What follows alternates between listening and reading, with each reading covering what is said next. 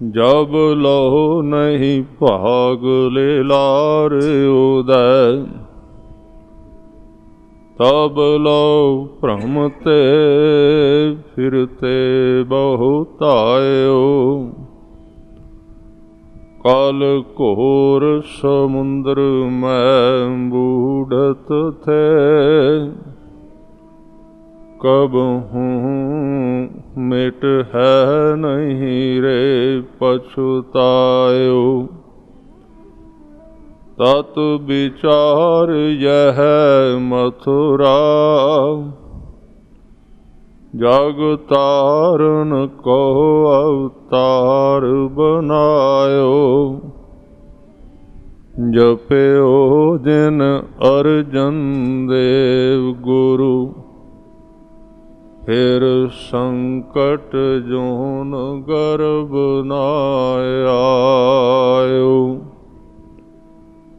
जप्यो जिन अर्जन देव गुरु,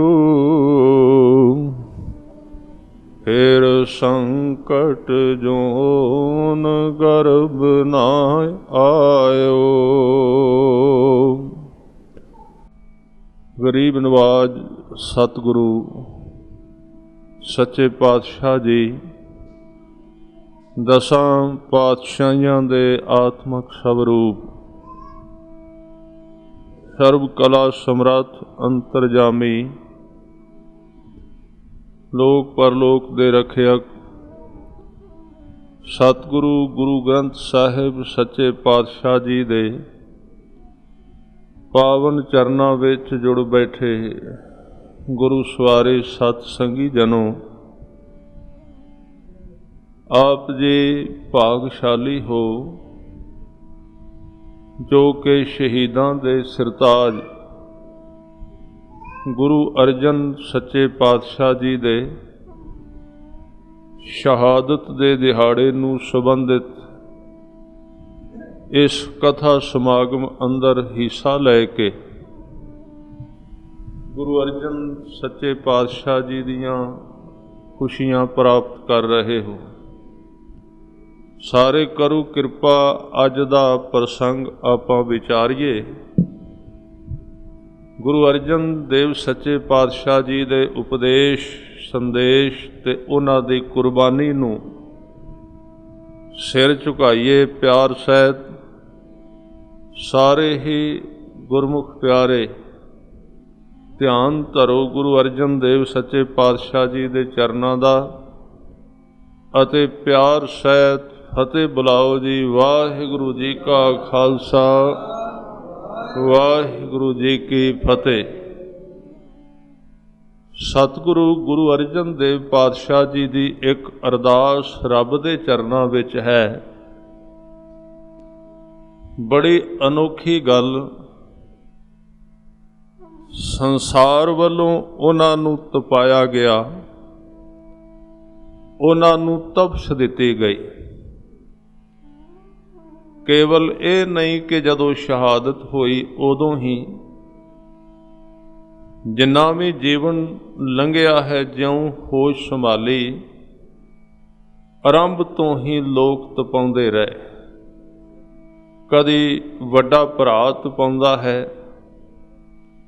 कदी कोई होर विरोध करदा है, कदी किसे पास्यों कदी किसे पास्यों विरोध की अग बलदी।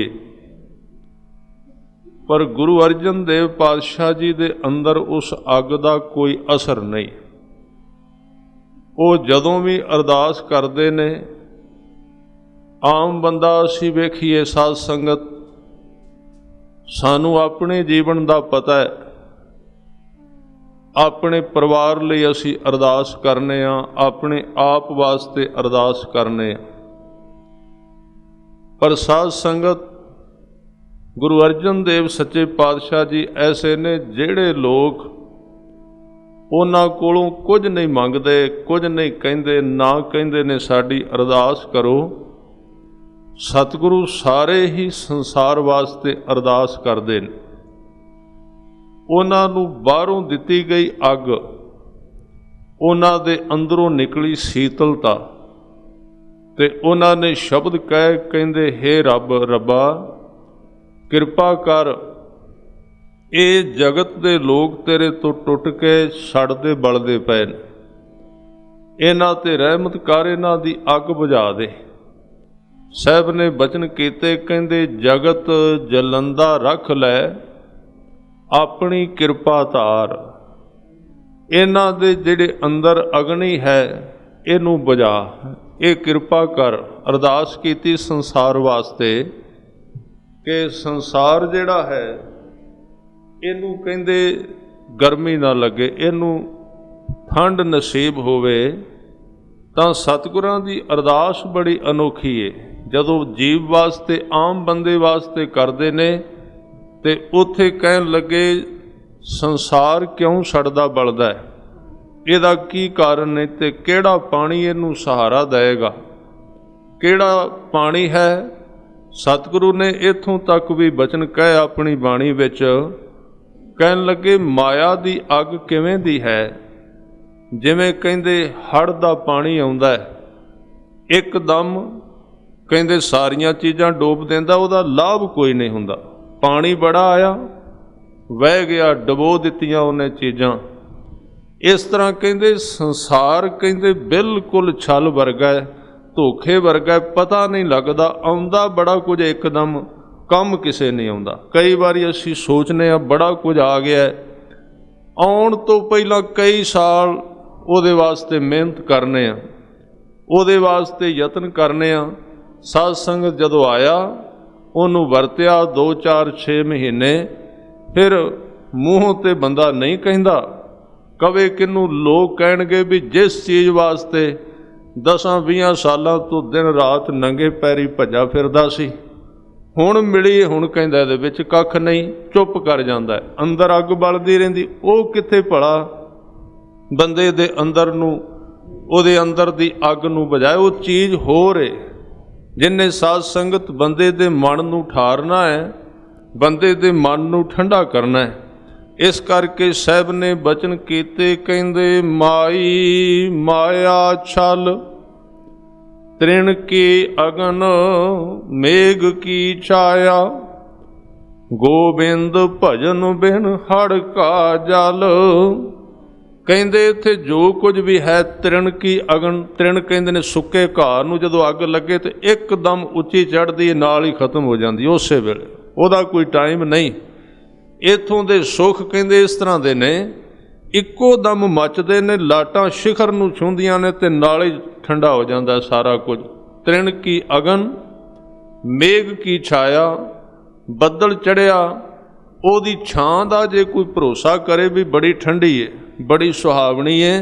ਗੁਰੂ ਅਰਜਨ ਦੇਵ ਜੀ ਕਹਿੰਦੇ ਉਹਦੀ ਠੰਡ ਦਾ ਕੀ ਭਰੋਸਾ ਕਰਦੇ ਹੋ, ਬੱਦਲ ਉੱਤੇ ਹੁਣ ਠੰਡ ਹੈ, ਹੁਣੇ ਹਵਾ ਦਾ ਬੁੱਲਾ ਆਏਗਾ, ਇਸ ਬੱਦਲ ਨੂੰ ਪਾਸੇ ਕੀਤਾ ਤੇ ਉਸ ਤੋਂ ਜ਼ਿਆਦਾ ਗਰਮੀ ਲੱਗੇਗੀ। ਇਸ ਤਰ੍ਹਾਂ ਦੇ ਸੰਸਾਰ ਦਾ ਨਕਸ਼ਾ ਸਤਿਗੁਰੂ ਨੇ ਖਿੱਚਿਆ।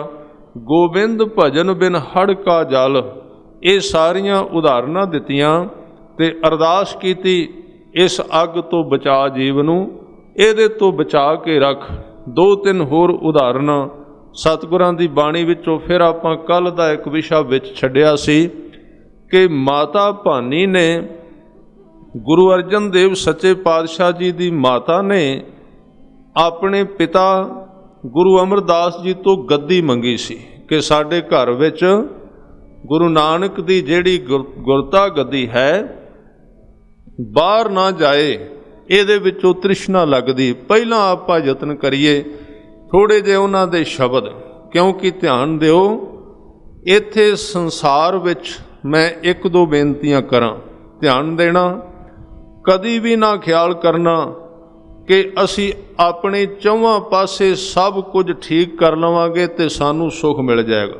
ਸਤਿਗੁਰੂ ਗੁਰੂ ਅਰਜਨ ਦੇਵ ਜੀ ਨੇ ਇਹ ਹੀ ਦੱਸਿਆ, ਕਹਿਣ ਲੱਗੇ ਦੁਆਲੇ ਅੱਗ ਨਾ ਬੁਝਾਓ, ਅੱਗ ਬੁਝਾਓ ਆਪਣੇ ਅੰਦਰ, ਦੂਜਿਆਂ ਨੂੰ ਬਦਲਣ ਦੀ ਕੋਸ਼ਿਸ਼ ਨਾ ਕਰੋ। ਟਾਈਮ ਖਰਾਬ ਕਰੋਗੇ, ਬਦਲ ਲਓ ਆਪਣੇ ਆਪ ਨੂੰ, ਤੁਸੀਂ ਆਪਣੇ ਆਪ ਨੂੰ ਠੀਕ ਥਾਂ ਤੇ ਲੈ ਆਵੋ। ਸੰਸਾਰ ਕਦੀ ਨਹੀਂ ਸ਼ੁੱਧ ਹੋਣਾ, ਸੰਸਾਰ ਦੇ ਲੋਕਾਂ ਨੂੰ ਸੋਧਿਆ ਨਹੀਂ ਜਾ ਸਕਦਾ। ਉਹ ਆਪਣੇ ਆਪਣੇ ਕਰਮ ਕੋਈ ਲੈ ਕੇ ਆਇਆ, ਕੋਈ ਕਿਵੇਂ ਦਾ ਹੈ, ਕੋਈ ਕਿਵੇਂ ਦਾ ਹੈ। ਭਲਾ ਤੂੰ ਕੁਦਰਤ ਨੂੰ ਕਿਵੇਂ ਬਦਲੇਂਗਾ? ਆਪਣੇ ਆਪ ਨੂੰ ਬੰਦਾ ਬਦਲ ਸਕਦਾ। ਇਹ ਸਤਿਗੁਰੂ ਨੇ ਸਿਖਾਇਆ।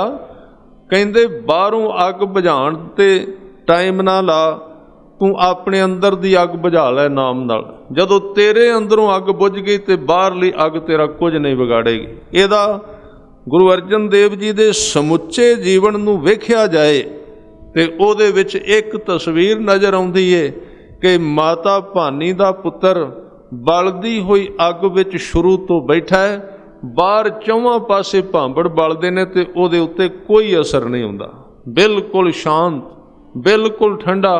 ਤੇ ਇਹ ਤੇ ਸਿੱਖਣਾ ਬੰਦੇ ਨੇ ਧਰਤੀ ਤੇ, ਜਿੰਨੇ ਸੁੱਖ ਲੈਣਾ ਹੈ, ਜਿੰਨੇ ਇੱਥੇ ਜੀਵਨ ਦੀ ਬਾਜੀ ਜਿੱਤਣੀ, ਉਹ ਕੀ ਕਰੇ? ਉਹ ਸਾਰੀ ਉਮਰ ਬਾਹਰ ਨਾ ਬੁਝਾਏ। ਇਹ ਉਪਦੇਸ਼ ਸਤਿਗੁਰੂ ਗੁਰੂ ਨਾਨਕ ਸੱਚੇ ਪਾਤਸ਼ਾਹ ਨੇ ਦਿੱਤਾ ਜਦੋਂ ਸਿੱਧਾ ਨੇ ਕਿਹਾ, ਜੇ ਤੁਸੀਂ ਸੰਸਾਰ ਵਿੱਚ ਸਿੱਧ ਬਣਨਾ ਹੈ, ਵੱਡੇ ਹੋਣਾ, ਤੇਰੇ ਦੀਆਂ ਸਿੱਧੀਆਂ ਸਿੱਖ ਲਓ, ਲੋਕ ਜਿੱਤੇ ਜਾਣਗੇ।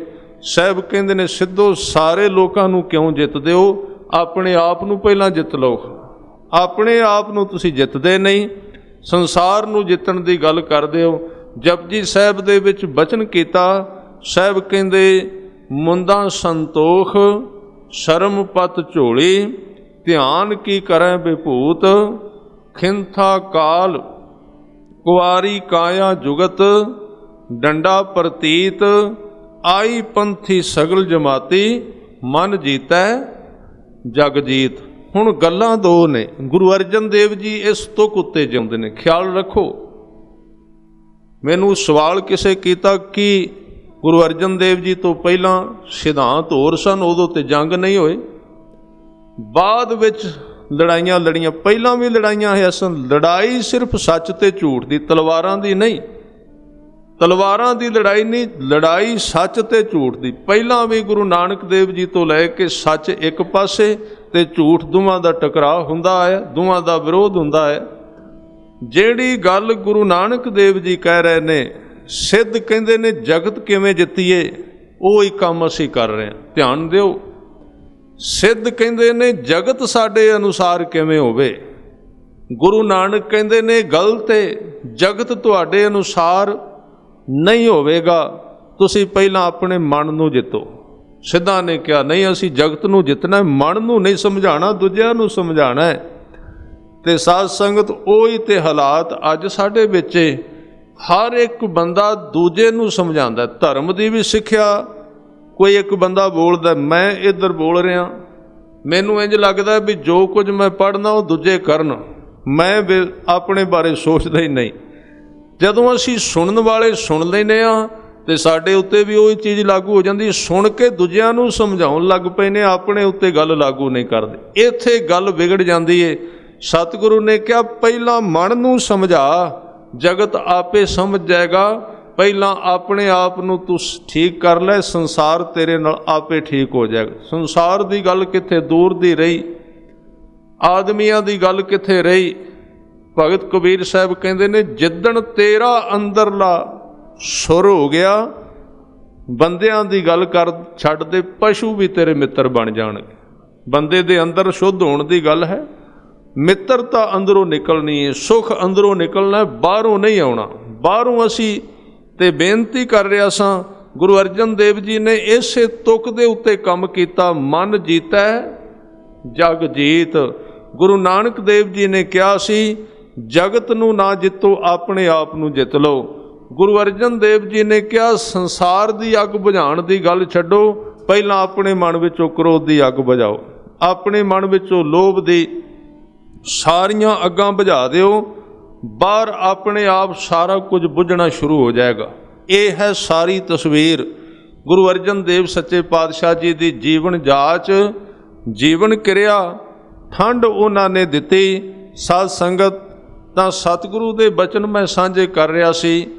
ਉਹਨਾਂ ਨੇ ਨੂੰ ਚੌਵਾਂ ਪਾਸਿਓਂ ਅੱਗ ਵਿੱਚ ਬਿਠਾਇਆ ਗਿਆ, ਪਰ ਉਹਨਾਂ ਦੇ ਅੰਦਰ ਠਰਦਾ ਰਿਹਾ, ਅੰਦਰ ਠੰਡ ਬਣੀ ਰਹੀ, ਅੰਦਰ ਟਿਕਿਆ ਰਿਹਾ। ਹੁਣ ਥੋੜ੍ਹਾ ਜਿਹਾ ਹੋਰ ਉਹਨਾਂ ਤੋਂ ਜਾਚ ਸਿੱਖ ਲਈਏ, ਕਿਵੇਂ ਤੁਸੀਂ ਟਿਕੇ ਰਹੋ। ਭਾਵੇਂ ਕਿ ਗੱਲ ਠੀਕ ਹੈ, ਗੁਰੂ ਅਰਜਨ ਦੇਵ ਜੀ ਵਰਗਾ ਕੋਈ ਆਮ ਬੰਦਾ ਨਹੀਂ, ਜਿੰਨਾ ਉਹ ਸਹਿਣ ਕਰ ਗਏ। आम बंदा सहन नहीं कर सकता। पर एक गल ख्याल रखना, जदों कोई सिख गुरु नूं अपना आप सौंप के जिउंदा है ना, तो मैं पहले दिन भी शायद बेनती की सी, गुरु अपने सिख नूं अपने जिड्डा कर लैंदा, छोटा नहीं रहन देंदा। वो सारियां गल्लां ਜਿਹੜੀਆਂ गुरु विच ਹੁੰਦੀਆਂ ने, गुरु देन लग्या सिख नूं कोई कंजूसी नहीं करता। लैण वाला कोई बने, अगे थां ते होवे, किनू देगा? कोई थां बनेगी, थां साडे विच नहीं हुंदी। मंग असीं लैने थां जिन्ना चिर ना बने, किवें साध संगत अंदर टिकेगा?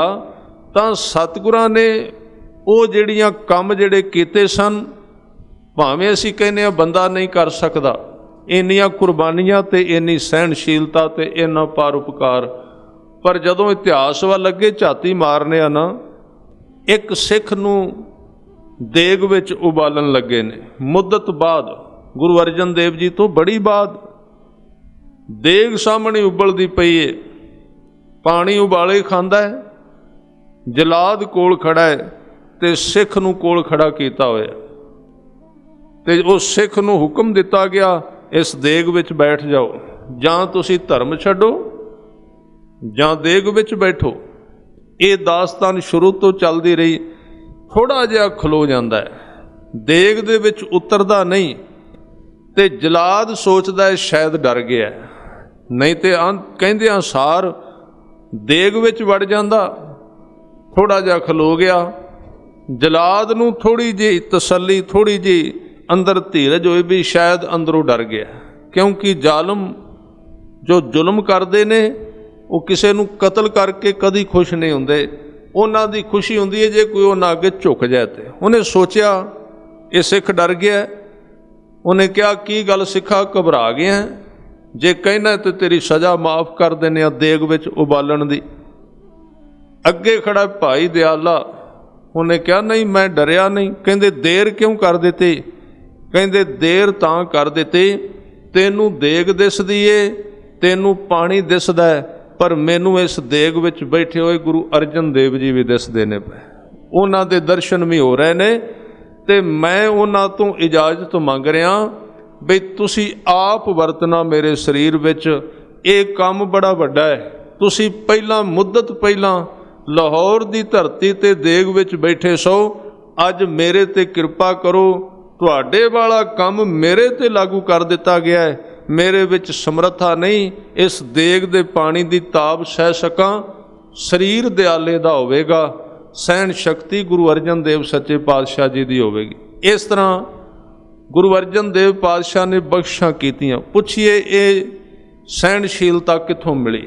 वैसे सियाणे कहंदे ने बच्चे दे जीवन विच बहुता हिस्सा मां दा हुंदा है, 80% 90%। इत्थे कई सज्जन तर्क भी करते ने, करनगे भी, ते वो मैं बेनती विच करदे। कुछ लोग मैनू मिले भी, उन्होंने कहा भी जे मां दा असर हुंदा बच्चे ते प्रिथी चंद ते क्यों नहीं होया? प्रिथी चंद भी उसे माता भानी दा पुत्र, गुरु अर्जन देव जी दा पुत्र, ओहदे विच क्यों नहीं? याद रखिए ये एक यूनीवर्सल सच्चाई है, मां दा जीवन बच्चे ते प्रभाव पाउंदा है। 100 विचों 90 बच्चियां ते बच्चे इसे तरह ही होणगे जिवें दा माता पिता काम करते ने, जिवें दा सोचते ने, जिवें दा उन्हां दा रहन सहन है। पर कुदरत दा एक नियम होर भी है, कुदरत फिर 5% इस तरह के बच्चे पैदा कर देंदी है जिन्हां दा माता पिता नाल कोई नाता नहीं हुंदा, उन्हां दा जीवन वखरा हुंदा है। क्योंकि रब दे अर्थ ही ये ने जो कुदरत नूं लीक विच नहीं बजण दिंदा भी इस तरह होया सी ते इस तरह ही होना है। कुदरत दे अर्थ ही ये ने तब्दीली, कुदरत बदलदी है। तुसीं वेखो ब्रह्मंड वल झाती पा के वेखो, कुदरत लगातार इक्को जिहा नहीं चलन देंदी। तुसीं वेखोगे सूरज दे चढ़न दा टाइम रोज़ बदलदा है ते सूरज दे अस्त होण दा टाइम भी रोज़ तब्दील हो जाता। ज़्यादा नहीं तो 2-4 सैकंड का फर्क पैगा। तुसीं डायरी फड़ के वेखो, जदों सूरज अस्त हुंदा है उहदा टाइम दिता हुंदा डायरियां दे विच भी किन्ने वजे होएगा। जे अज वो सूरज 6:58 ਤੇ ਡੁੱਬਾ ਹੈ ਤੇ ਕੱਲ ਨੂੰ ਉਹਦੇ ਵਿੱਚ ਕੋਈ ਨਾ ਕੋਈ ਫਰਕ ਪੈ ਜਾਏਗਾ, 2 ਸੈਕਿੰਡ ਅੱਗੇ ਚਲਾ ਜਾਏਗਾ, ਥੋੜਾ ਥੋੜਾ ਫਰਕ ਪੈਂਦਾ ਜਾਏਗਾ, ਦਿਨਾਂ ਦਾ ਵਕਤ ਵਿੱਚ ਫਰਕ ਪਏਗਾ। ਇਹਦਾ ਭਾਵ ਕੁਦਰਤ ਚੇਂਜ ਲਿਆਉਂਦੀ, ਹਰ ਚੀਜ਼ ਵਿੱਚ ਬਦਲਦੀ ਹੈ। ਤਾਂ ਜਿਹੜੀ ਗੱਲ ਪ੍ਰਿਥੀ ਚੰਦ ਤੇ ਵਾਪਰੀ, ਇੱਥੇ ਇੱਕ ਹੋਰ ਬੇਨਤੀ ਕਰਾਂ, ਉਸ ਸਮੇਂ ਦਾ ਵੀ ਪ੍ਰਭਾਵ ਪੈਂਦਾ ਹੈ, ਕਿਹੜੇ ਸਮੇਂ ਵਿੱਚ ਕਿਸ ਬੱਚੇ ਨੇ ਜਨਮ ਲਿਆ ਹੈ। ਯਾਦ ਰੱਖੀਏ, ਜਦੋਂ ਗੁਰੂ ਕੇ ਸਵਾਰਿਓ ਗੁਰੂ ਅਰਜਨ ਦੇਵ ਜੀ ਜਨਮ ਲੈਂਦੇ ਨੇ, ਮਾਤਾ ਉਹ ਹੀ ਹੈ ਭਾਨੀ, ਪਿਤਾ ਉਹ ਹੀ ਹੈ ਗੁਰੂ ਰਾਮਦਾਸ, ਪਰ ਉਸ ਵਕਤ ਦਾ ਕਿਸੇ ਨੂੰ ਕੀ ਪਤਾ ਸਮਾਂ ਕਿਹੜਾ ਹੈ, ਕਿਹੜੇ ਵਕਤ ਜਨਮ ਲਿਆ ਹੈ, ਕਿਹੜੇ ਸਮੇਂ ਦੇ ਨਾਲ ਉਹਦਾ ਸਰੀਰ ਜੁੜਿਆ ਹੋਇਆ ਹੈ। ਇਸ ਕਰਕੇ ਇਹ ਤਰਕ ਪੂਰੀ ਤਰ੍ਹਾਂ ਸੰਗਤ ਨਹੀਂ ਕਰਦਾ ਸੱਚ ਦੀ, ਕੋਈ ਪਤਾ ਨਹੀਂ ਕੁਦਰਤ, ਪਰ ਇਹ ਗੱਲ ਪੱਕੀ ਹੈ ਗੁਰੂ ਅਰਜਨ ਦੇਵ ਜੀ ਦੇ ਜੀਵਨ ਦੇ ਉੱਤੇ ਬੀਬੀ ਭਾਨੀ ਦਾ ਪ੍ਰਭਾਵ ਹੈ, ਅਸਰ ਹੈ ਬਹੁਤ ਜ਼ਿਆਦਾ। ਇੰਨਾ ਭਾਣਾ ਮੰਨਣਾ ਜਿਹਦਾ ਨਾਂ ਹੀ ਭਾਨੀ ਪੈ ਗਿਆ, ਸਿਰ ਨਹੀਂ ਚੁੱਕਣਾ। ਇੱਥੋਂ ਗੱਲ ਚੱਲੀ, ਅੱਗੇ ਕਿੰਨੀਆਂ ਸ਼ਹਾਦਤਾਂ ਹੋਈਆਂ, ਕਿੰਨਾ ਕੁਝ ਹੋਇਆ, ਤੁਸੀਂ ਵੇਖਦੇ ਹੋ, ਕਿੰਨਾ ਸਹਿਣ ਕਰ ਗਏ। ਨਹੀਂ ਤੇ ਦੁੱਖ ਛੋਟਾ ਜਿਹਾ ਆਵੇ, ਬੰਦਾ ਹੱਥ ਖੜੇ ਕਰ ਜਾਂਦਾ, ਭਾਵੇਂ ਕਿੰਨਾ ਯਕੀਨ, ਕਿੰਨੀ ਸ਼ਰਧਾ ਹੋਵੇ। ਇਹ ਧੀਰਜ ਕਿੱਥੋਂ ਆਈ? ਮਾਤਾ ਭਾਨੀ ਵਿੱਚੋਂ ਆਈ। ਤੇ ਗੁਰੂ ਅਰਜਨ ਦੇਵ ਜੀ ਨੇ ਇੱਕ ਹੋਰ ਗੱਲ ਕਹੀ, ਕਹਿਣ ਲੱਗੇ ਇੱਕ ਪਾਸੇ ਮੇਰੀ ਸੰਸਾਰਕ ਮਾਂ ਦੇ ਵਿੱਚੋਂ ਮੈਨੂੰ ਸਭ ਕੁਝ ਮਿਲਿਆ, ਤੇ ਦੂਜੇ ਪਾਸੇ ਮੇਰੇ ਅਧਿਆਤਮਕ ਪਿਓ ਤੇ ਦਾਦੇ ਦੇ ਘਰੋਂ ਇਹ ਦਾਤ ਮਿਲੀ ਹੈ। ਇੱਕ ਸ਼ਬਦ ਉਹਨਾਂ ਦਾ ਸਾਂਝਾ ਕਰਦੇ ਹਾਂ, ਕਿੱਥੋਂ ਮਿਲਿਆ? ਕਿਉਂਕਿ ਗੁਰੂ ਅਰਜਨ ਦੇਵ ਜੀ ਦਾ ਜੀਵਨ ਖੋਜੀ ਬੜਾ ਧਿਆਨ ਦੇਣਾ। ਮੈਂ ਆਪ ਜੀ ਦੇ ਚਰਨਾਂ ਵਿੱਚ ਬੇਨਤੀ ਕਰਾਂ, ਗੁਰੂ ਅਰਜਨ ਦੇਵ ਜੀ ਕ੍ਰਾਂਤੀਕਾਰੀ ਗੁਰੂ ਨੇ। ਗੁਰੂ ਅਰਜਨ ਦੇਵ ਸੱਚੇ ਪਾਤਸ਼ਾਹ ਜੀ, ਮੈਂ ਇਉਂ ਕਵਾਂ, ਇੱਕ ਪ੍ਰਕਾਰ ਦੇ ਤਰਕਵਾਦੀ ਗੁਰੂ ਵੀ ਹਨ।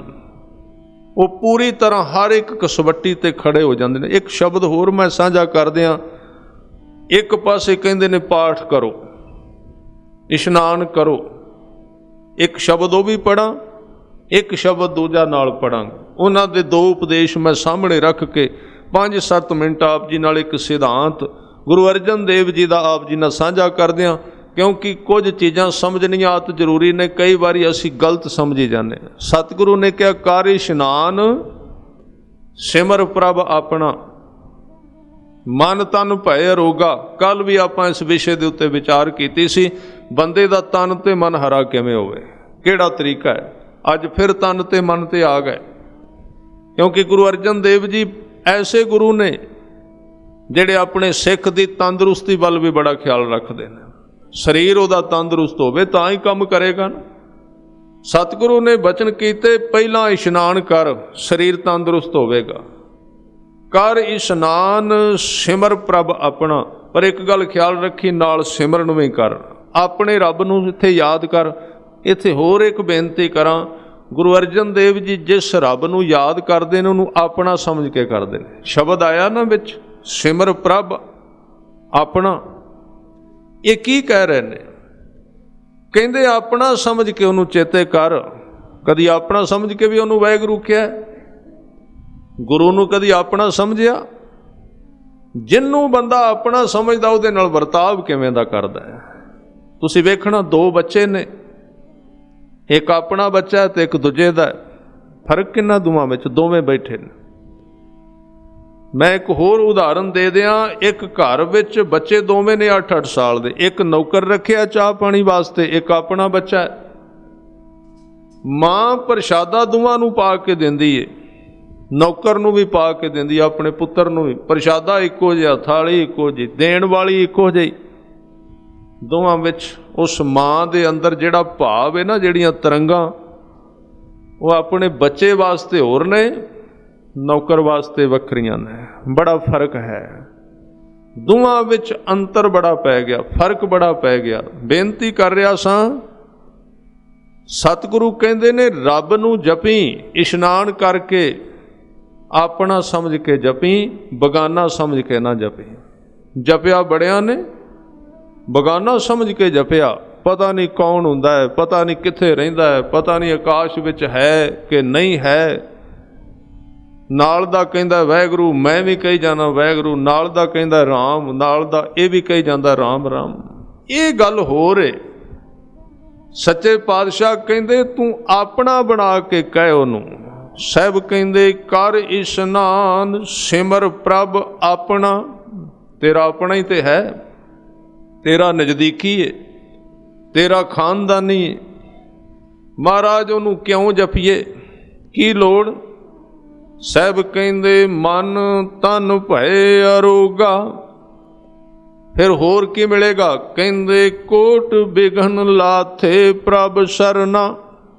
ਵਿਘਨ ਬੜੇ ਨੇ ਬੰਦੇ ਦੇ ਜੀਵਨ ਵਿੱਚ, ਸਾਰੇ ਹੱਲ ਦੱਸੀ ਜਾਂਦੇ ਨੇ, ਕੋਈ ਨਹੀਂ ਛੱਡਿਆ। ਕਹਿੰਦੇ ਵਿਘਨ ਪੈ ਗਏ ਨੇ ਤੇ ਸ਼ਰਨ ਵਿੱਚ ਪਿਆ। ਸ਼ਰਨ ਵਿੱਚ ਰਹਿਣਾ ਤੇ ਆਪਣਾ ਸਮਝ ਕੇ ਜਪਣਾ ਹੈ ਨਾ। ਵਿਧੀਆਂ ਗੁਰੂ ਗ੍ਰੰਥ ਸਾਹਿਬ ਜੀ ਦੇ ਵਿੱਚ ਵਿਧੀਆਂ ਦਸੀਆਂ ਨੇ ਨਾ, ਤਰੀਕੇ ਦੱਸੇ ਨੇ ਜਪਣ ਦੇ। ਅਸੀਂ ਸਰੀਰ ਦੀਆਂ ਵਿਧੀਆਂ ਵਿੱਚ ਫਸ ਗਏ ਬਈ ਇੱਕ ਲੱਤ ਦੇ ਉੱਤੇ ਲੱਤ ਕਿਵੇਂ ਰੱਖਣੀ ਹੈ, ਇਹ ਕਿੱਧਰ ਨੂੰ ਮੂੰਹ ਕਰਕੇ ਬਹਿਣਾ ਹੈ, ਧੌਣ ਕਿੱਧਰ ਦੀ ਕਰਨੀ, ਅਸੀਂ ਇਹਨਾਂ ਵਿੱਚ ਅਟਕ ਗਏ।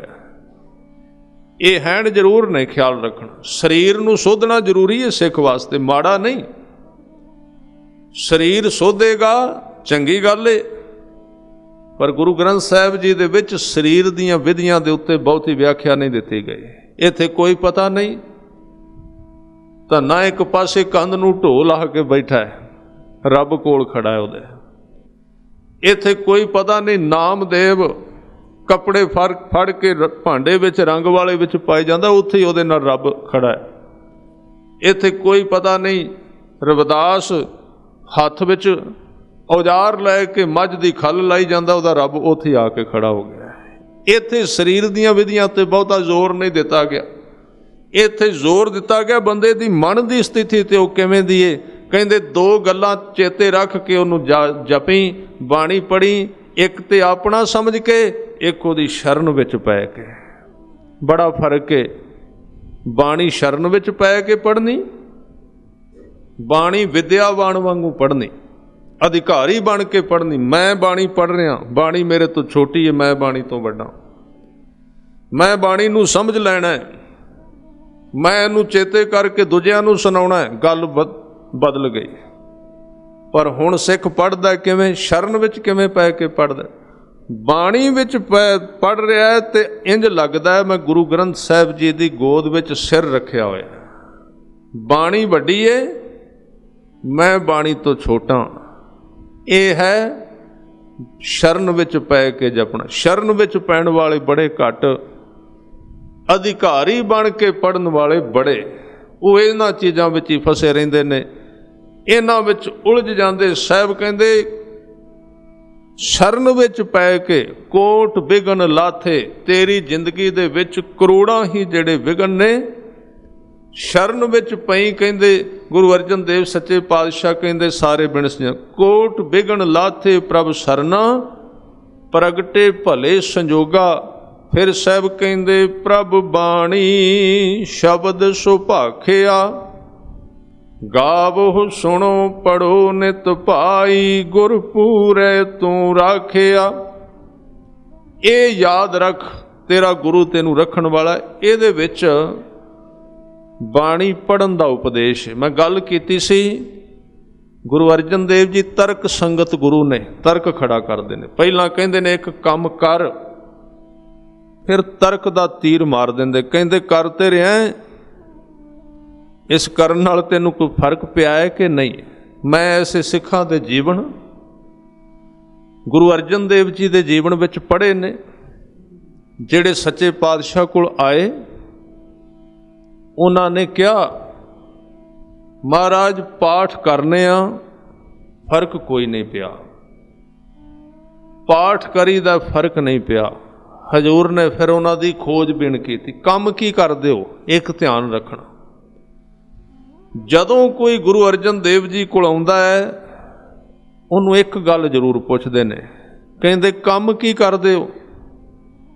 ਹੁਣ ਇਥੋਂ ਜੇ ਅੰਦਾਜ਼ਾ ਲਾਇਆ ਜਾਏ, ਜੇ ਬੰਦੇ ਦਾ ਦਿਮਾਗ ਸੋਚੇ ਤੇ ਇਹ ਵੀ ਅਸੀਂ ਕੱਢ ਸਕਨੇ ਹਾਂ। ਗੁਰੂ ਸ਼ਾਇਦ ਪੁੱਛਣਾ ਚਾਹੁੰਦੇ ਤੇਰੀ ਕਮਾਈ ਕਿੰਨੀ ਕੁ ਹੈ, 4 ਪੈਸੇ ਵੀ ਤੇਰੇ ਜੇਬ ਵਿੱਚ ਆਉਂਦੇ ਨੇ ਕਿ ਨਹੀਂ? ਤੈਨੂੰ ਚੇਲਾ ਬਣਾਉਣ ਲੱਗੇ ਆ तो पहला इहदा काम तो पुछ लईए भी किन्नी कु महीने की कमाउंदा है, तां बनाईए इहनूं चेला, कोई 4 पैसे भी देगा। तो जे नांगे तो फिर कद लई, इस लिए नहीं पुछना।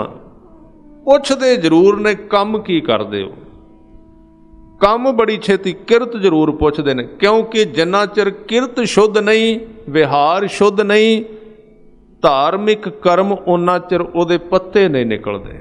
धार्मिक कर्म जिहड़े असीं करने ना, पाठ पढ़ना, सारा कुछ कीता, उहदे पत्ते कोई नहीं निकलदे जिन्ना चिर बंदे दी किरत शुद्ध नहीं। काम पुछदे ने। 2 सिख आउंदे ने, उन्हां नूं पुछ लिया गुरु अर्जन देव जी ने काम। उन्हां ने बेनती कीती, महाराज कथा सुनी है, अंदर नूं चोट वजी, सोचिया असीं भी कुछ अपनी जिंदगी दे विच सच कमा लईए, कोई राह दसो, कोई किरपा करो। सतगुरां ने क्या काम की कर दो? कहंदे पंचायतीआं, साडा काम चौधरपुणे दा है, पिंड दी पंचायत विच हां, कहंदे ये काम कर दो। कहंदे सानू राह दसो। हजूर ने क्या होर दसो, सारा दिन किन्ना कुछ झूठ बोल दो। कहंदे अंत ही कोई नहीं। एक सिख खड़ा सी कोल, गुरु अर्जन देव जी कहंदे ने जा 2 छोटियां छोटियां पोथियां कापियां लैके आ, खाली होण, लिखिया ना होवे कुछ उन्हां ते। 2 लैके आया, 2 नाल कलमां दे दित्तियां, 2 कापियां दे दित्तियां। दोवां नूं बुलाया जिन्हां ने कहा सी साडा उधार हो जाए। पहलां भी आए सन, वैगुरू वैगुरू वो भी करते होणगे, कोई ना कोई पाठ की तुक भी पढ़ते होणगे। सतगुरां ने कहा भाई तुसीं कहंदे हो मन नहीं टिकदा, आ 2 कापियां लै जाओ, एक एक कलम भी नाल लैके जाओ। महाराज इन्हां दा की करना है? कहंदे घर रख लिया जे, सवेर तो शाम तक जो कुछ बोलते हो, जे नाम बोलो तो नाम लिख लेना है, वो भी लिख देना भी अज आ बोलिया। जिन्ना नाम जपिया उन्ना, जिन्नी बाणी पढ़ी है वो भी लिख लेनी, ते जिन्ना झूठ बोलिया वो भी लिख लेना सारा विच। लिहाज नहीं करना, थोड़े जिहा तकड़े होकर लिखना, क्योंकि बंदे दा मन इस तरह है, असी बुराई ते पर्दा पा लेने ते चंगियाई अगे कट के रख देने। चंगी तरह लिंब पोज के 50 शिफ्टियां ला के विखा देने भी बहुत वड्डे सिख हाँ। गुरु नूं ते भी पता है अंदरले पासे की है, वो लुका के रखीदा, दूजा प्रगट कर देता है। तो जीवन का सिद्धांत ऐसा है, बीज वर्गा है, जेड़े बीज नूं लुकाईए वो उग पैंदा ते एक दे 100 बन जाते हैं। बुराई असी लुकाउने आ, वो उग पैंदी है ते एक बुराई दियां 100 बन जांदियां ने, फिर वो सांभियां नहीं जांदियां। चंगियाई प्रगट कर रहे हैं, उगदी कोई नहीं, वो सुक जांदा बीज। चंगियाई इस करके सतगुरु ने क्या आ 2 कापियां लै जाओ, कली बुराई ना लिख, चंगियाई ना लिखिया जिहदे उत्ते, बुराई भी लिख के लियाउणी, ਇਹਦੇ ਉੱਤੇ गाली गलोच भी लिख देना, जो कुछ सारा दिन झूठ बोलिया है, फरेब किया है, पखंड किया है, वेश किया है, भेख किया है, सारा कुछ लिख देना, जाओ लैके चले जाओ। उदों ते उन्होंने भी सोचा भी असी पढ़े लिखे सिख हाँ, तो गुरु ने कापियां दित्तियां ने, बहुत वधिया चीज़। लोग भी वहिंदे सन भी ये कोई खास सिख लगते हैं जिन्होंने कापियां पे देंदे ने। उन्होंने भी सोचा भी थोड़ा जिहा वधिया लगने, सारिਆਂ ਨੂੰ ਕਿਹੜਾ पता भी की है तो की नहीं। कापियां तो दिसियां ना, लै गए, पर उन्होंने नहीं सी पता ये गुरु दियां कापियां तुहानू किहड़े राह पाउणगी, पता लग जाएगा।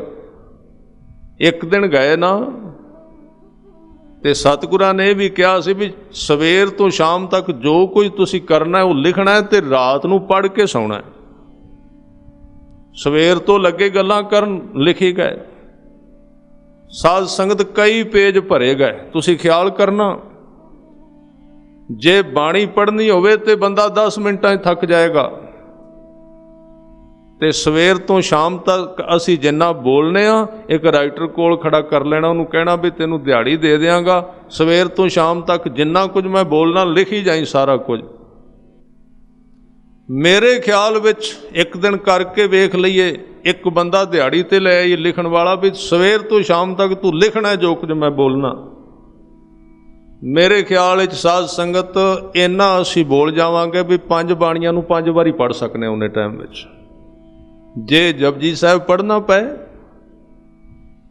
38 पौड़ियां ने ते 40 वारी घड़ी वाल बंदा वेखेगा, 7 वारी पासे बदलेगा पैरां दे, फिर कर करा के मूँह जिहा बना के कोई रस नहीं आउंदा। कलयुग आ गया जी। कलयुग होर कित्थे होना, कलयुग ते बंदा आप ही है।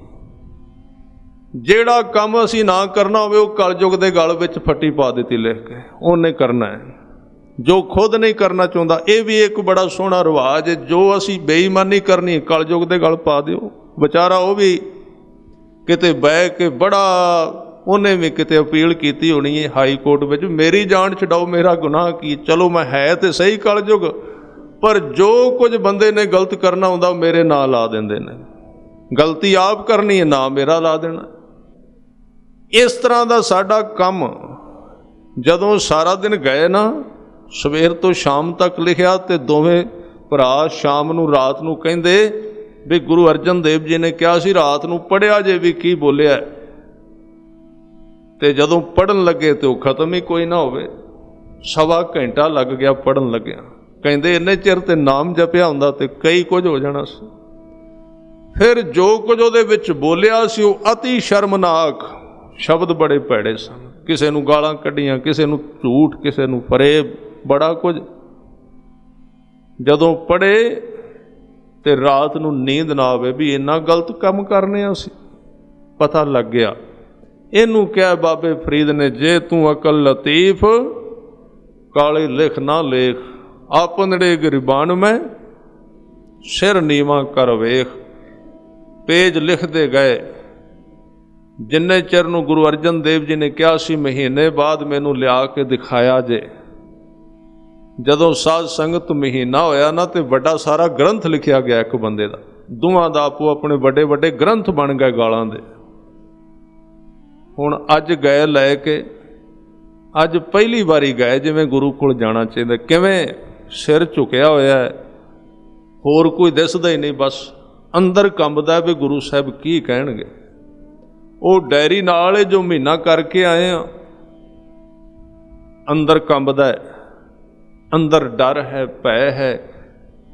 गुरु अर्जन देव जी बैठे ने। साध संगत सच्चाई ये है, जदों असी गुरु ग्रंथ साहिब कोल आउंदे हां डायरी ते साडे नाल भी हुंदी है,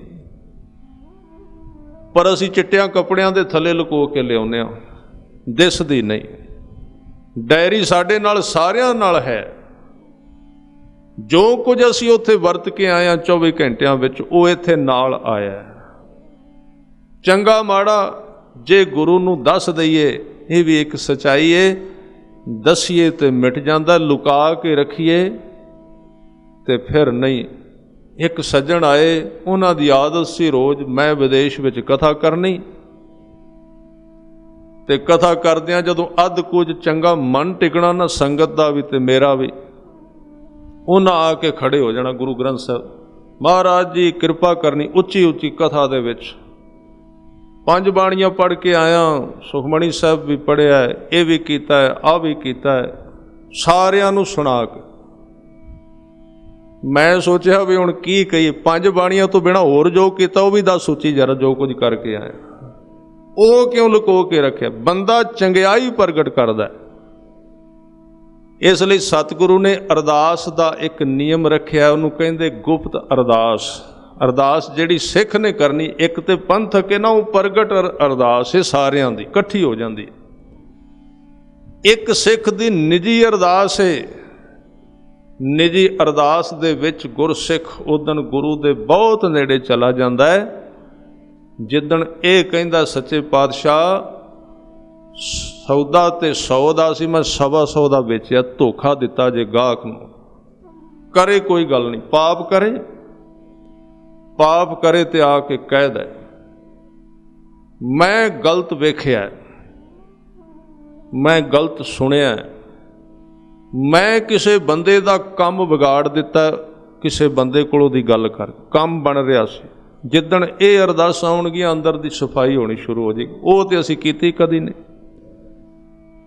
ਅੱਜ ਦੀਆਂ ਅਰਦਾਸਾਂ ਬਦਲ ਗਈਆਂ। ਸਮਾਂ ਹੁੰਦਾ ਸੀ ਜਦੋਂ ਸਿੱਖ ਸੰਗਤ ਵਿੱਚ, ਸਿੰਘਾਂ ਦੇ ਇਕੱਠ ਵਿੱਚ ਖਲੋ ਕੇ ਮਾਫੀ ਮੰਗਦੇ ਸਨ, ਮੈਂ ਫਲਾਣੇ ਸਿੱਖ ਦੀ ਅੱਜ ਉਹਦਾ ਕੰਮ ਵਿਗਾੜਿਆ ਗੱਲ ਕਰ। ਇਹ ਜਿਹੜੇ ਸੂਖਸ਼ਮ ਪਾਪ ਨੇ ਉਹ ਤੇ ਅਸੀਂ ਛੱਡੇ ਨਹੀਂ ਅੱਜ ਤੱਕ, ਹੋਰ ਕੰਮ ਕਰਦੇ ਫਿਰਨੇ ਆ। ਇਸ ਕਰਕੇ ਸਾਹਿਬ ਕਹਿੰਦੇ ਪਾਪ ਪੁੰਨ ਕੀ ਸਾਰ ਨਾ ਜਾਣੈ, ਭੂਲਾ ਫਿਰੈ ਅਜਾਈ। ਪਾਪ ਤੇ ਪੁੰਨ ਦਾ ਤੈਨੂੰ ਪਤਾ ਹੀ ਨਹੀਂ ਉਹ ਹੈ ਕੀ ਹੈ।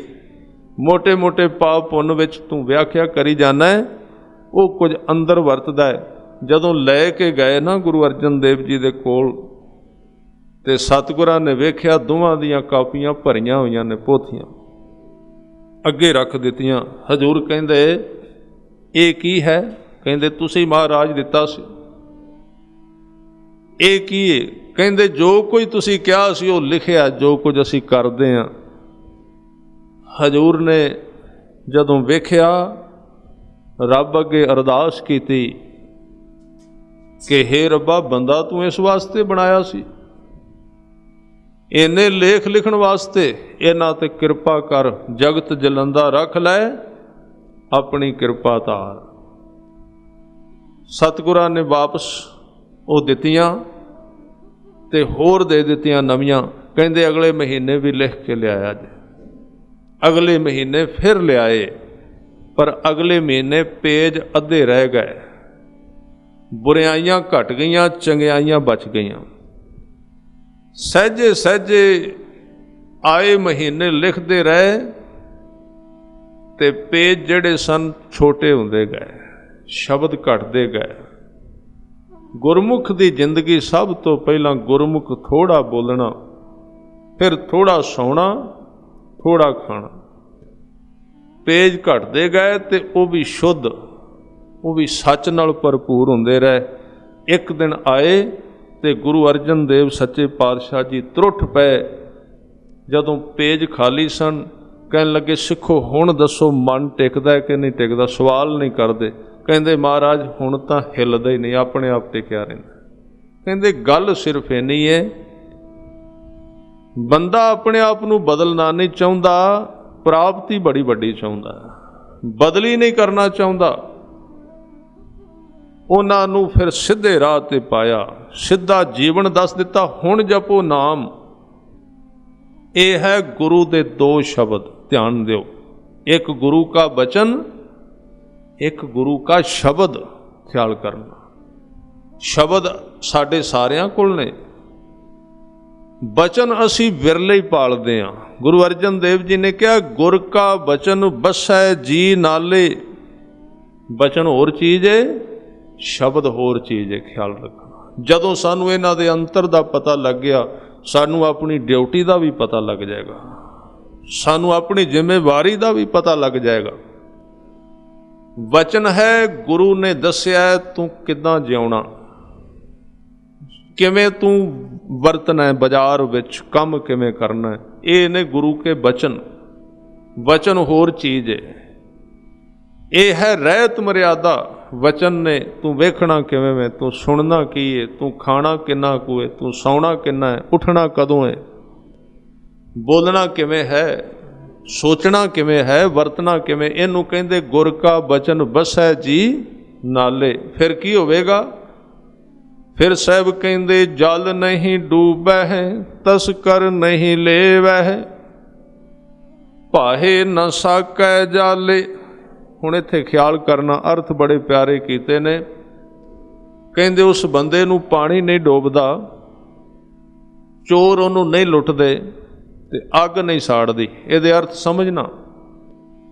ਜਿਹੜਾ ਬੰਦਾ ਗੁਰੂ ਕੇ ਬਚਨ ਅਨੁਸਾਰ ਜਿਉਂਦਾ ਹੈ, ਉਹ ਜਿਹੜਾ ਜਪ ਤਪ ਕਰੇਗਾ, ਜਿਹੜੀ ਬਾਣੀ ਪੜ੍ਹੇਗਾ, ਉਹ ਬਾਣੀ ਸਲਾਮਤ ਰਹੇਗੀ, ਅੰਦਰ ਟਿਕੀ ਰਹੇਗੀ। ਨਹੀਂ ਤੇ ਝੂਠ ਉਹਨੂੰ ਅੰਦਰੋਂ ਪੂੰਝੀ ਜਾਏਗਾ ਨਾਲੋਂ ਨਾਲ।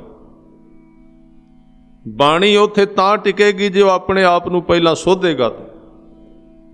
ਇਸ ਕਰਕੇ ਉਹਨੂੰ ਫਿਰ ਕੋਈ ਵੀ ਚੀਜ਼ ਨਾ ਤ੍ਰਿਸ਼ਨਾ ਦੀ ਅੱਗ ਉਸ ਪਾਠ ਨੂੰ ਖਤਮ ਕਰੇਗੀ, ਨਾ ਉਸ ਨੂੰ ਚੋਰ ਚਰਾਉਣਗੇ। ਕਾਇਮ ਰਹੇਗਾ ਉਹ ਸ਼ਬਦ, ਲੇਖੇ ਵਿੱਚ ਪੈਂਦਾ ਜਾਏਗਾ। ਤਾਂ ਜਲ ਨਹੀਂ ਡੂਬੈ ਤਸਕਰ ਨਹੀਂ ਲੇਵੈ, ਭਾਹੇ ਨਾ ਸਾਕੈ ਜਾਲੇ। ਫਿਰ ਦੋ ਉਦਾਹਰਨਾਂ ਦਿੱਤੀਆਂ। ਕਹਿਣ ਲੱਗੇ ਗੁਰੂ ਦਾ ਸ਼ਬਦ ਇਸ ਤਰ੍ਹਾਂ ਦੀ ਚੀਜ਼ ਹੈ, ਨਿਰਧਨ ਕਉ ਧਨ। ਜਿਸ ਬੰਦੇ ਕੋਲ ਮਾਇਆ ਨਾ ਹੋਵੇ ਉਹਨੂੰ ਤੁਸੀਂ 1000 ਰੁਪਈਆ ਦੇ ਦਿਓ, ਉਹਦਾ ਚਿਹਰਾ ਖਿੜ ਜਾਂਦਾ ਵੀ ਆਰਾਮ ਨਾਲ 10 ਦਿਨ ਨਿਕਲ ਜਾਣਗੇ। ਨਿਰਧਨ ਕਉ ਧਨ। ਇਸ ਤਰ੍ਹਾਂ ਨਾਮ ਕੰਮ ਕਰਦਾ ਜਿਵੇਂ ਗਰੀਬ ਬੰਦੇ ਨੂੰ ਮਾਇਆ ਮਿਲ ਜਾਏ। ਅੰਧਲੇ ਕਉ ਟਿਕ। ਜਿਸ ਬੰਦੇ ਨੂੰ ਘੱਟ ਦਿਸਦਾ ਹੋਵੇ ਜਿਵੇਂ ਉਹਨੂੰ ਸੋਟੀ ਮਿਲ ਜਾਏ, ਇਸ ਤਰ੍ਹਾਂ ਨਾਮ ਕੰਮ ਕਰਦਾ ਹੈ। ਨਿਰਤਨ ਕਉ ਧਨ ਅੰਧਲੇ ਕਉ ਟਿਕ, ਮਾਤ ਦੂਧ ਜੈਸੇ ਬਾਲੇ। ਜਿਵੇਂ ਛੋਟੇ ਬੱਚੇ ਨੂੰ ਮਾਂ ਦਾ ਦੁੱਧ ਸਹਾਰਾ ਦਿੰਦਾ। ਸਾਗਰ ਮੈਂ ਬੋਹਿਤ ਪਾਇਓ ਹਰ ਨਾਨਕ, ਕਰੀ ਕਿਰਪਾ ਕਿਰਪਾਲੇ। ਕੋਈ ਬੰਦਾ ਸਮੁੰਦਰ ਵਿੱਚ ਡੁੱਬਦਾ ਹੋਵੇ, ਉਹਨੂੰ ਜਹਾਜ਼ ਮਿਲ ਜਾਏ ਜਿਹਦੇ ਅੰਦਰ ਨਾਮ ਟਿਕ ਗਿਆ, ਇਸ ਤਰ੍ਹਾਂ ਦਾ ਸਹਾਰਾ ਮਿਲ ਜਾਏਗਾ ਉਸ। ਇਸੇ ਵਿਸ਼ੇ ਤੇ ਇੱਕ ਹੋਰ ਉਦਾਹਰਨ ਸਾਂਝੀ ਕਰਾਂ। ਗੁਰੂ ਅਰਜਨ ਦੇਵ ਜੀ ਕਹਿੰਦੇ ਨੇ, ਜੈਸੇ ਉਦਾਹਰਨਾਂ ਦਿੱਤੀਆਂ ਨੇ, ਜਿਵੇਂ ਤੁਸੀਂ ਬੜੀ ਸੁੰਦਰ ਉਦਾਹਰਨ ਨੇ। ਇੱਕ ਛੋਟੇ ਜਿਹੇ ਰੋੜੇ ਨੂੰ ਕਹੋ ਵੀ ਪਾਣੀ ਤੇ ਤਰਾ ਕੇ ਪਾਰ ਕੱਢ ਦਈਏ, ਨਹੀਂ ਜਾਏਗਾ, ਪਾਣੀ ਉਹਨੂੰ ਡੋਬ ਦੇਗਾ। ਬਿਲਕੁਲ 1 ਇੰਚ ਦਾ ਵੀ ਰੋੜਾ ਹੋਵੇ, ਤਰੇਗਾ ਨਹੀਂ। ਪਰ ਜੇ ਉਸੇ ਰੋੜੇ ਦੀ ਬਜਾਏ ਭਾਵੇਂ 10 ਕਿਲੋ ਦਾ ਪੱਥਰ ਤੁਸੀਂ ਬੇੜੀ ਤੇ ਰੱਖ ਦਿਓ, ਬੇੜੀ ਉਹਨੂੰ ਪਾਰ ਕਰ ਦੇਗੀ। ਜੇ ਸਿੱਧਾ ਪਾਰ ਕਰੋ ਫਿਰ ਨਹੀਂ ਹੋਏਗਾ। ਸੁਖਮਣੀ ਸਾਹਿਬ ਤੁਸੀਂ ਪੜ੍ਹਦੇ ਹੋ। ਇਸੇ ਤਰ੍ਹਾਂ ਇਹ ਜਿਹੜੀ ਜਿੰਦ ਹੈ, ਜੇ ਸੋਚੇ ਮੈਂ ਸਿੱਧਾ ਭਵ ਸਾਗਰ ਤੋਂ ਪਾਰ ਹੋ ਜਾਵਾਂਗੀ, ਨਹੀਂ ਹੋ ਸਕਦੀ।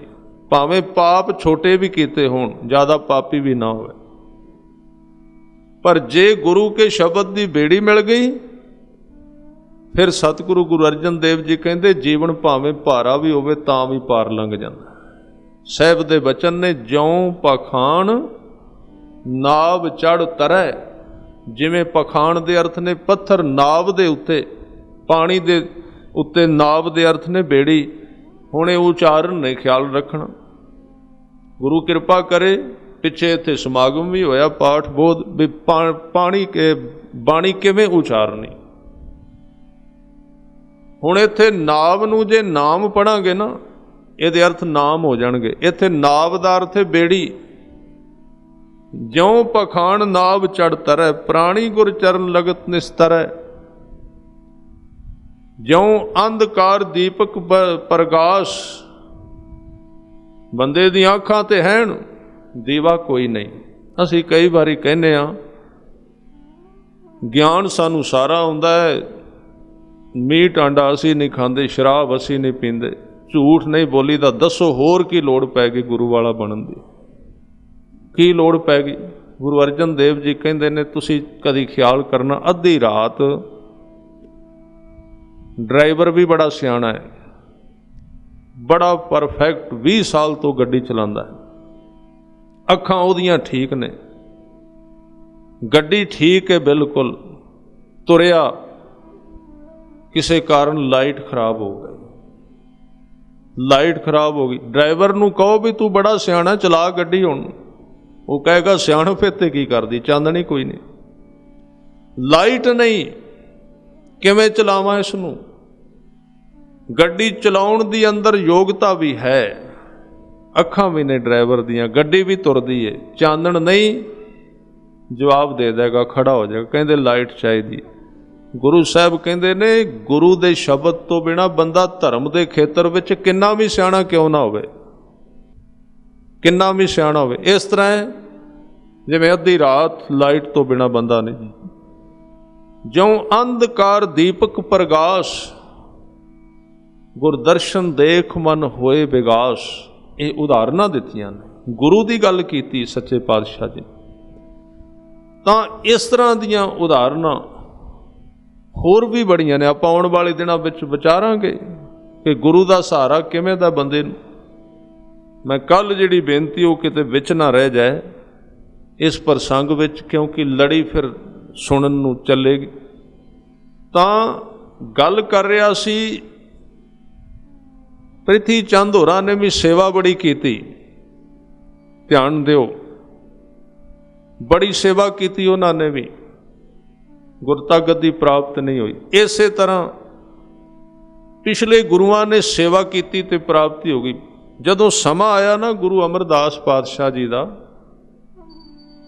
तो उन्होंने खुश हो के अपनी पुत्री माता बीबी भानी जो गुरु अर्जन देव जी के माता सन, उन्होंने कहते ने बेटा तेरी सेवा तो मैं बड़ा खुश हाँ, दस तेनू कुछ चाहिए। तो माता भानी ने एक चीज़ मंग लई, कहन लगे कृपा करनी, ये जिहड़ी गुरता गद्दी है ना गुरु नानक दे घर दी, ये साडे परिवार विच ही रवे।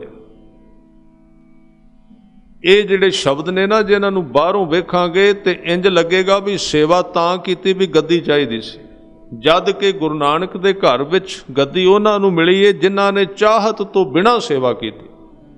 चाहुंदे नहीं सन, कुछ नहीं सन चाहुंदे। गुरु अंगद देव जी नूं याद भी नहीं सी। अचानचक एकदम अवाक रह गए, कई दिन ते बोले नहीं सन। जदों गुरता गद्दी ते बैठे सुझदा ही नहीं कुछ, की हो गया, की होया। गुरु नानक साहब ने अपनी थां ते बिठा दिता, थां ते नहीं बिठाया, अगे खड़े हो गए, अगे बैठ गए। ते बाबा लैणा जी अवाक, बोलिया नहीं जाता। पूछया महाराज की करन लगे हो? ते गुरु नानक देव जी कहंदे ने लैणिया हुण तकड़ा रही, तेरी आखिरी प्रीख्या। केड़ी प्रीख्या? कहंदे सारी उम्र तू मेरे अगे झुकिया है, अज मैं तेरे चरनां ते मत्था रखन लगा। पैर फड़ ले भाई लैणा जी दे। हुण तुसीं कदी सोचो, जिस गुरु वल अख चुक के कदी नहीं सी वेख्या भाई लैणे ने, अख नीवी रखी अदब विच, अज वो कहंदा मैं तेरे चरनां ते नमस्कार करनी। जदों झुकन लगे तो बाबा लैणा जी दे पैर हिल गए, थोड़े जे हिल ही जाते ने, वड्डा आदमी अगे झुके। सतगुरां ने कहा लैणिया तेनू क्या सी डोली ना? कहंदे महाराज डोला किवें ना, तुसीं मेरे पैरां ते जदों मेरे शब्द कहा ना, तो गुरु नानक देव जी कहंदे ने लैणिया 7 सालां विच की करदा रहा, सेवा विच की कहंदा सैं? कहंदे महाराज पता नहीं। कहंदे तू कहंदा से मैं सौंप दिता सारा कुछ तुहानू? कहंदे हाँ तुहाडा ही सारा कुछ। ते कहंदे फिर पैर नहीं सौंपे? पैर तेरे रह गए ने। पैर मेरे ने, तेरे पैर भी मेरे ने, तेरे हाथ भी मेरे ने, तू मेरा अंग है। मैं पैरां नूं हथ लावां कि मत्था टेकां कि ना टेकां, तेरा की मतलब? ਇਹਦਾ मतलब पैर तू अजे बचा के रखे ने, बाकी सारा कुछ सौंप दिता है। ये भी मेरे ने। अंदरों वो भी टुट गया जो कुछ थोड़ा जिहा रहिंदा सी। उत्थे फिर सतगुरां ने कहा बाबा ना मड़ी ना गोर, गुरु अंगद के हीरे माहे, उत्थे रहने। इसे तरह बीबी भानी ने क्या गद्दी दिओ, ते गुरु अमरदास जी कहंदे ने बेटा तू गद्दी मंग लई, असीं दे भी देने आ, पर इहदे विच किते मोह ते नहीं आ गया भी सेवा कीती ते तबादले विच गद्दी मंग लई। पता सी गुरु अमरदास जी नूं ये ठीक मंग रहे ने। कर्म उसे तरह का ही सी जिवें साध संगत दातू मंगदा सी गद्दी, गल उही सी, शब्द उही सन, भाव दा फर्क सी विच। गुरु अमरदास जी कहंदे ने भानीए मोह दे अधीन मंगनी है कि होर किसे कारण? ते बीबी भानी ने कहा महाराज मोह दे अधीन नहीं, ये रब दा हुक्म है। क्यों? कहन लगे इस गद्दी दे विच जिम्मेवारी दा वजन इन्ना है, मैं अपनी वडियाई नहीं करदी पर इहदा बोझ होर किसे परिवार तो चुके नहीं जाना। इन्नी कुर्बानी किहड़ा परिवार करेगा? इसलिए भाई गुरदास जी ने लिखिया जान ना देसां सोढियों, ये बीबी भानी दे बचन ने। मैं सोढी घराने विचों ये गद्दी नहीं जाणदे। पुछया मोह बस? कहन लगे नहीं, होरस अजर ना जरिया जावे, होर किसे परिवार तो कित्थे जरिया जाना है कि एक पुत्र गुरु अर्जन देव सच्चे पातशाह जी तत्ती तवी ते बैठे ने, जिहदा पोतरा अजे 12 साल का है तो पिता शहीद हो गया गुरु हरगोबिंद साहब, ये किदे तो जरिया जाएगा? ये किदे तो जरिया जाना है कि उम्र गुरु तेग बहादुर साहब जी का छोटा जिहा बच्चा 9 साल का, गुरु गोबिंद सिंह महाराज ते गुरु तेग बहादुर साहब शहादत देने लई तुरे ने। ये कौन जरेगा, कौन परिवार सहेगा? ये छोटे बच्चों दियां शहादतां कौन देगा साहिबजादियां दियां? इसलिए ये जिहड़े शब्द ने कि जान ना देसां सोडियों, बीबी भानी ने मंगी पर मोह वस नहीं मंगी, पर उपकार लई मंगी है कि इस परिवार दे राहीं पर उपकार होवे, क्योंकि बीबी भानी दा खानदान शहीदां दा खानदान है, भगतां दा ते शहीदां दा खानदान। गुरु अर्जन देव सच्चे पातशाह जी तो पहला मंगी, गुरु रामदास पातशाह जी नूं ये गद्दी प्राप्त हुई। 11 साल जन्म तो लैके गुरु अर्जन देव सच्चे पातशाह जी इस अस्थान ते गोइंदवाल साहब की धरती ते रहे ने, और उस समय पिता उन्हां दे गुरु नहीं सन, गुरु रामदास महाराज, नाना गुरु सी गुरु अमरदास। 11 साल नाने गुरु तो बख्शिशां प्राप्त कीतियां। कल बेनतियां कीतियां सन, 3 वर लए 3 बख्शिशां, बाणी का बोझ था, वड्डा पुरख है भारी, ते इहदे तो बिना ठहर ओए थाल दिया मालका। मालक बना दिता उस वक्त गुरु अर्जन देव सच्चे पातशाह जी नूं। इहदे तो अगे गुरता गद्दी गुरु अमरदास जी ने बख्शिश की, गुरु रामदास गुरु अर्जन देव जी के पिता जी नूं। ते गुरु अर्जन देव जी 11 साल तो दी उम्र तो लैके इहदे तो अगे 18 साल तक अगले 7 साल उन्होंने पिता गुरु गुरु रामदास जी के चरणों विच रह के सिख बन के सेवा की। कल दे दीवान विच जिथे गुरु अर्जन देव पातशाह जी की बाणी नूं आपां विचारांगे, उहदे नाल नाल उन्हां दा अगला 7 साला जीवन किवें वो गुरता गद्दी तक पहुँचे ने, इहदी विचार कल नूं आपां करांगे।